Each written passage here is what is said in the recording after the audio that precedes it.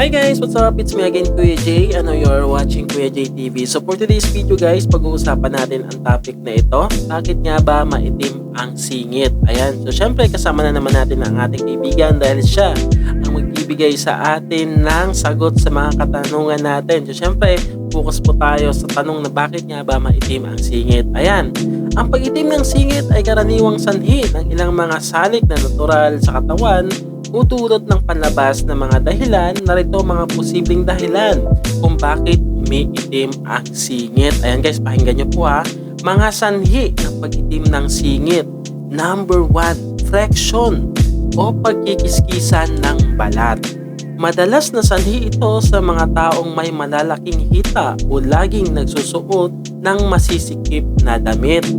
Ang paulit-ulit na pagkikiskis ng balat sa balat o tela ay nagdudulot ng iritasyon at pag-itim.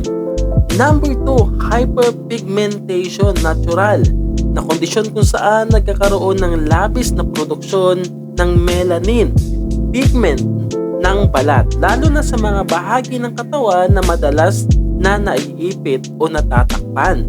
Number 3, hormonal changes. Nangyayari ito lalo na sa mga buntis, may PCOS, polycystic ovary syndrome o may hormonal imbalance. Maaaring magdulot ng acanthosis nigricans, isang kondisyon na nagdudulot ng pag-itim at panunuklap ng balat sa mga fold gaya ng singit, liig at kilikili. Number 4, poor hygiene. Kapag hindi regular na naglilinis ang singit, maaaring maipon ang dead skin cells, pawis at dumi na nagdudulot ng discoloration. Number 5, paggamit ng harsh product. Ayan, sa mga mahilig gumamit ng mga harsh product yan guys ha. Mga chemical na sabon, lotion, deodorant o depilatory creams na hindi akma sa balat ay maaaring magdulot ng iritasyon at pag-itim. Number 6, obesity o labis na timbang. Ayan, mas mataas ang posibilidad ng friksyon at hormonal imbalance sa mga overweight o obese. Number 7, diabetes. Ang mga may diabetes ay maaaring makaranas ng acanthosis nigricans bilang sintomas. Paano nga ba maiwasan o mababawasan ang pag-itim ng singit? Ayan guys, makinig kayo ha. Number 1, panatilihing malinis at tuyong lagi ang singit.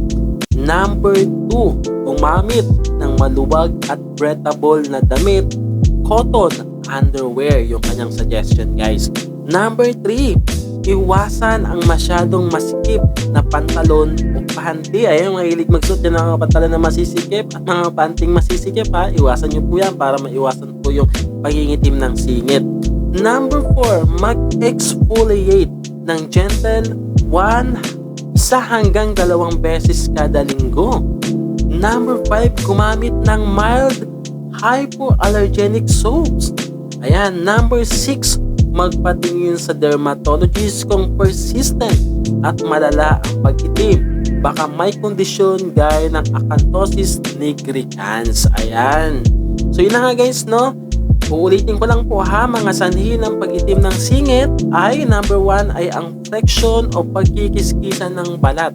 Siyempre pag yung dalawang hita po natin ay, siyempre halimbawa naglalakad-lakad ka at malaki yung iyong hita, nagkikiskisan po, isa po yun, yung friction, pagkikiskisan ng balat, yung po ay nagkukos ng pag-itim ng singit. Ayan, number 2 ay yung hyperpigmentation.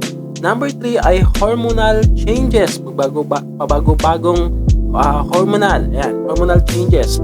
Number 4, poor hygiene. Ayan, yung mga hindi dyan mahilig magpunas-punas or maglinis-linis ng kanilang katawan o kagaya ng mga nasa singit natin, no? Kung hindi kayo mahilig maglinis niyan, so isa po yan sa mga dahilan kung bakit umiitim o nagkakaroon ng discoloration. Number 5 ay yung paggamit ng harsh product.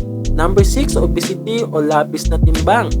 Number 7 ay yung diabetes. So paano maiwasan? Waiting ko lang po sa inyo, mababawasan ang pag-itim ng singit. Number 1, manatilihing malinis.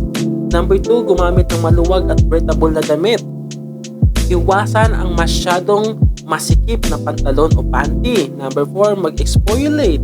Number 5, gumamit ng mild soaps. Number 6, magpatingin sa dermatologist. Ayan, so lahat po ng mga nakinig at nanood na ating video ngayon, thank you for watching this video. I hope na sana meron po kayo natutunan sa ating topic ngayon. So thank you for watching this video. Thank you guys!